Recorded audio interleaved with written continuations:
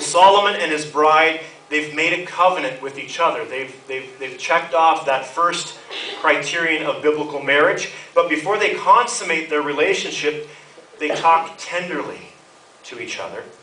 And amazingly, the Bible records their conversation for us in Song of Songs, chapter 4. And what you're going to notice as I work us through this chapter is, number one, the man, the husband, is very visual. He describes what he sees with his eyes. He describes all the things that he finds appealing about his new bride, his new wife. And you'll discover also that the bride is very verbal. And last week, you guys got quite a reaction when I said that the woman is the one who starts the book. She speaks first. She speaks last, and if you add up the words and the sections, the woman speaks the most. All right? So here we are 3,000 years later, and apparently not much has changed where men and women are concerned. Men still tend to be extremely visual, and women tend to be more verbal than men. So starting at chapter 4, verse 1, the man speaks about all the parts of his bride that appeal to him visually. Verse 1 of chapter 4. How beautiful you are, my darling, oh how beautiful. Your eyes behind your veil are doves. Your hair is like a flock of goats descending from Mount Gilead. Now, you didn't laugh at the eyes like doves, because that might work, right guys? But the hair like a flock of goats, I think most of our spouses would find that an insult instead of a compliment. So we need to remember that this woman is from the country.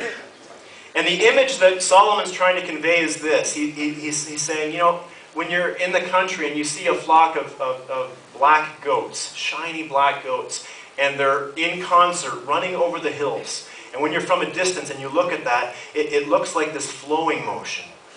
He says, your hair is like that. It's shiny, it's black, and I love the way that it flows down your neck and over your shoulders. Let's continue. 4 verse 2. Your teeth are like a flock of sheep, just shorn, coming up from the washing. Each has its twin. Not one of them is alone. Pretty self-explanatory. You got white teeth and you're not missing any. I like that.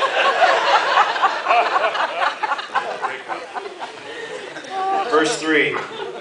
Your lips are like a scarlet ribbon. Your mouth is lovely. Your temples behind your veil are like halves of a pomegranate. He's looking at her very closely. He's studying her.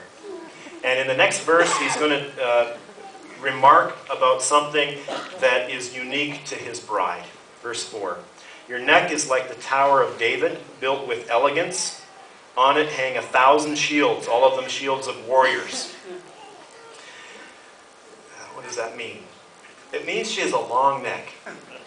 And while other men might find this personal trait of his bride, his wife, peculiar, he's saying, I like it. I like that you can hang a lot of jewelry from it. I mean, he's the king, he's rich, and he probably wants to fill it with lots of chains and necklaces and so forth. And he keeps working his way down. We start at the top and he's going down. Verse 5. Well, the hair, yeah, the top, okay. Number 5, your two breasts are like two fawns, like twin fawns of the gazelle that browse among the lilies. Now, what does this mean? I mean, it's their honeymoon night.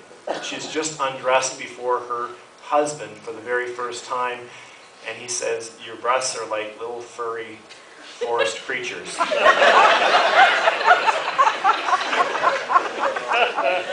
No woman wants to hear that on her wedding night. Two fawns. So these are baby deer. And baby deer are perky. They're running among the lilies. They're fun. They're playful. If you go to the African lion safari, Ted, our guitarist, works at the lion safari. Where do you find the baby deer? In the petting zoo. So the husband is saying,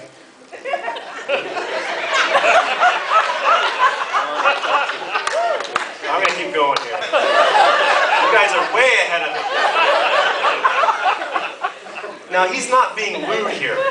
You know, this is their wedding night. Husband and wife are alone, and they're enjoying sex as God intended it to be enjoyed. 4 verse 6. Until the day breaks and the shadows flee, I will go to the mountain of myrrh and to the hill of incense. Modern translation, I desire to be intimate with you all night long, till the morning comes. Verse 7, all beautiful you are, my darling, there is no flaw in you. Now, was his bride without flaw? No. No one is. So why does he say this? Is he being a husband here and saying what he needs to say to get what he wants? Or is he telling the truth? And the answer is he's telling the truth as he sees it. It goes back to something that I shared with you last week, which is this, that everyone who's married needs to have their spouse as their standard of beauty. If you're married, your spouse needs to be your standard of beauty. If Solomon's spouse is his standard of beauty, then she has no flaw because his standard of beauty is her. And that's beautiful. And one of the reasons why pornography is so harmful is because when you look at porn, when you lust after other people, those images, they get tattooed on your mind. And now your standard of beauty is no longer your spouse alone or your future spouse alone. You'll invariably compare your spouse to those airbrushed, digitally altered images that you've seen on a screen or in a magazine. In essence, you'll put yourself in a situation where it would be impossible for you not to compare. And it's also one of the reasons why casual sex with anyone who's not your spouse is also so harmful. This gift of sex that God gives us is so incredibly powerful that the image of every person that you've ever been intimate with gets tattooed on your mind. Each person becomes part of your new standard of beauty, such that when you finally do meet someone you want to marry, someone that you want to settle down with and spend the rest of your life with, you'll have set him or her up for failure. You'll have created a standard that no one person can live up to. I mean, you can be the most sexually experienced person on the planet, you know, a real playboy or a tigress, but you'll fail at love. You will fail at intimacy.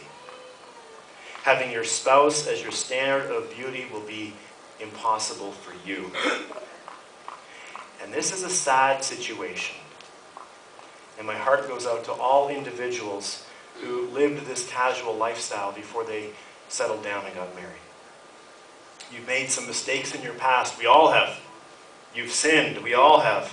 And even though you've confessed your sins to Christ, and even though Christ has forgiven you, and you're washed clean in the presence of God the Father, you still carry the consequences of that in your present. Tattoos are hard to erase. And by the way, they're painful to erase as well. Well, in verses 8 through 15, the husband continues to talk to his new wife. And he's enjoying her with all of his senses, as he should.